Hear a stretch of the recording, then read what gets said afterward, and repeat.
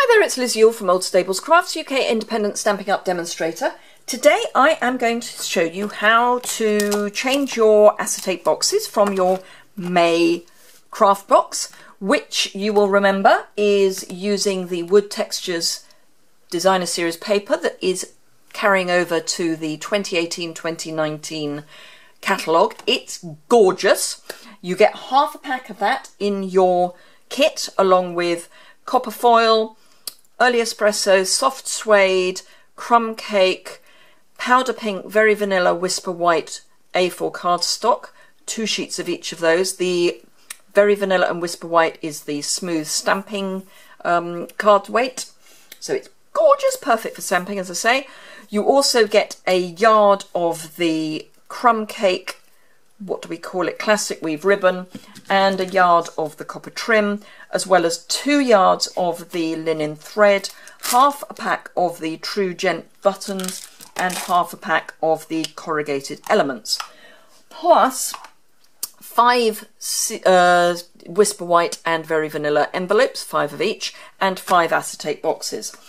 So this is going to be changing the acetate box up to form the basis of a gift. And this is perfect if your budget for Father's Day, and I am looking at this as a Father's Day thing, is smaller. So what we're going to do is we're going to actually cut this up and make it into a container for some bars of chocolate. So I've got 2 bars of chocolate and a Twix. So I am just going to, with my piercing tool, make a mark, having lined the chocolate up to the seam here, and then the Twix on top. Other bars are available. I'm just going to make a mark with my piercing tool to show where that came to. Then we'll get rid of those and bring in our trimmer. We are not going to cut this with the trimmer. This is going to be a mark that we will then follow. So we're going to line up the mark that we've just made at the top, and then with our scoring tool we're going to make a mark, and I can just see that. Now you could just cut this in half, which may be easier, but I want it to be quite a snug fit. So then with a big pair of scissors I'm going to have the courage of my convictions, and I am going to cut straight across the middle. Now if you're a whiz with a craft knife, you could use a craft knife and a steel rule. I'm not. But there we are, cut in half, and we now have 2 pieces. This is the one, if memory serves, that is going to be the right size for our little package. Yes. So we then make up the box, or the half box, by just folding it up in the usual way.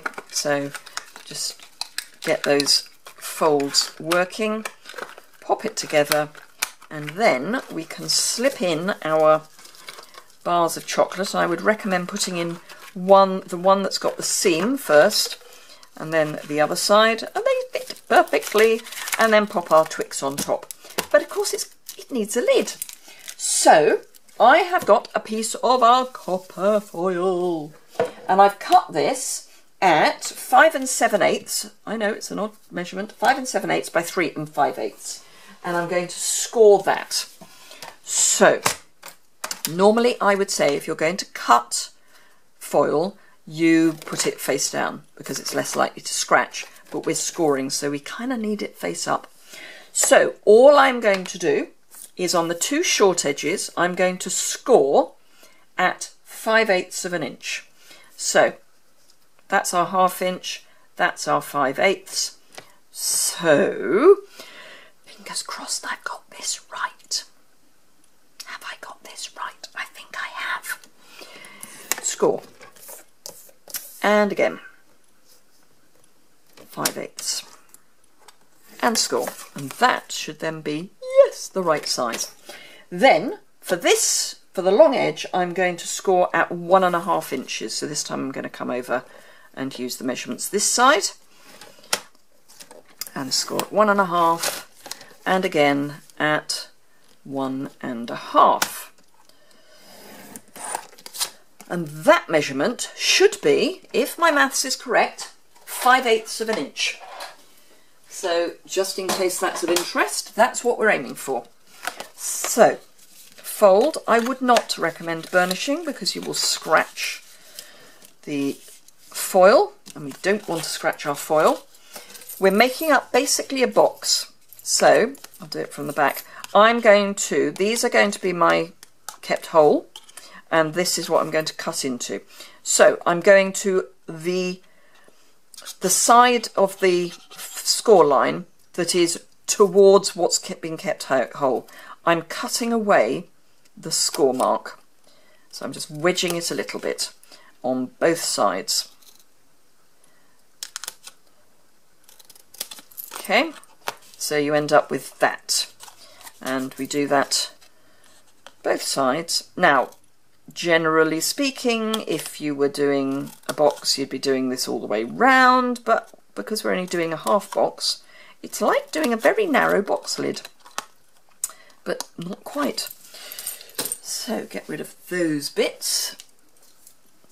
And we've got 2 wedged out bits and 2 straight bits.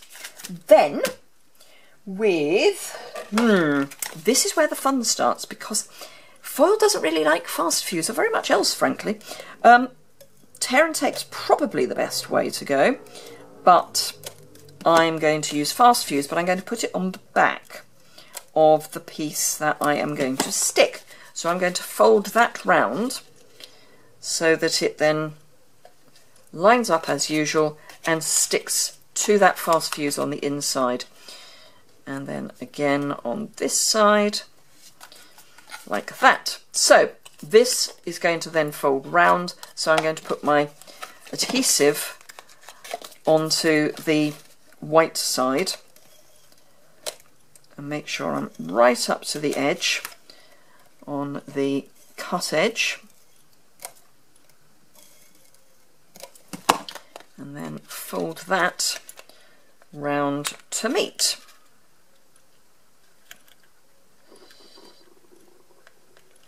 And there we go. That's one end and the other end, and just squeeze those together. So this is going to be the front, because this is where our folds are.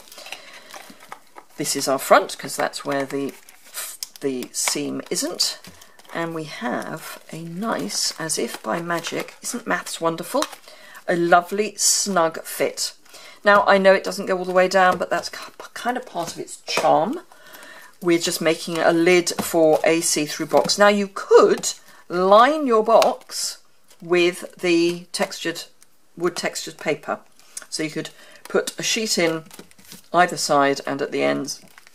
So, or one sheet that folds round and then another sheet that folds over, so an inner and a bottom. I think it's a bit of a faff myself. So to finish off, I'm just going to take my classic weave ribbon, and I'm only going to tie in a knot. Don't think we need to go to quite the elaborate fluffiness of a bow.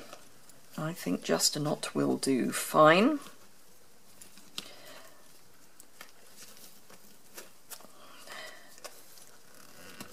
And then just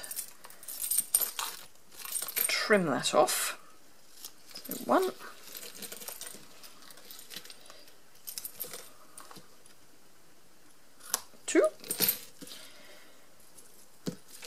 Then I'm going to bring in some of my buttons, and I'm going to just brace myself for the fact that I haven't bothered to put linen thread through them, but it kind of actually does my head in a bit, so you know what, I'm going to. So I think probably just one there.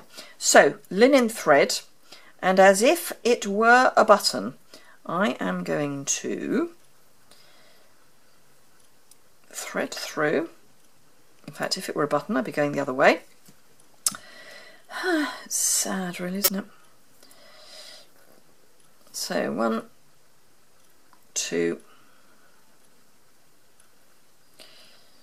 back down one of the holes, so we've got a proper loop there. No, that's not right. You know, there are moments when I just worry about my sanity. I was right the first time. So, let's try that again. We're going to go up. We're going to go down. We're going to go up. And then we are going to cut an end and we're going to go up again. Because what I want is for there to be a knot at the top. And that's what was just, you know, when you sew a button on, you want the knot at the bottom. And that's why my brain just wasn't coping. So we'll tie the ends together in a knot, just as a bit of frou-frou. Trim them down a bit. Oh, I'm all fingers and thumbs. So trim those down, and then just with a glue dot, one of our mini glue dots, pop that. In fact, I might pop. No, we'll go with one. Mini glue dot on the back, and shazam! I think that is a really pretty little way of wrapping something up.